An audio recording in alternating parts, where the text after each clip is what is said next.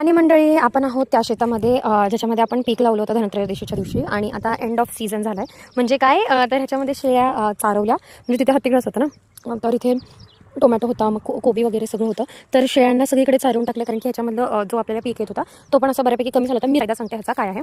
Dhantrayodashi I think so November, December, जानेवारी, फेब्रुवारी, मार्च.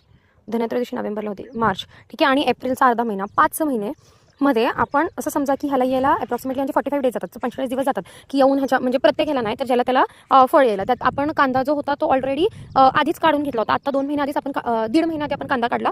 म्हणजे कांदा एक म्हणायला गेलं तर आपल्याला 4 महिन्यात कांदा सगळा म्हणजे घरामध्ये जेवढा लागणार एक आता पुढच्या 4 महिन्यामध्ये तेवढा सगळा कांदा आपण काढला.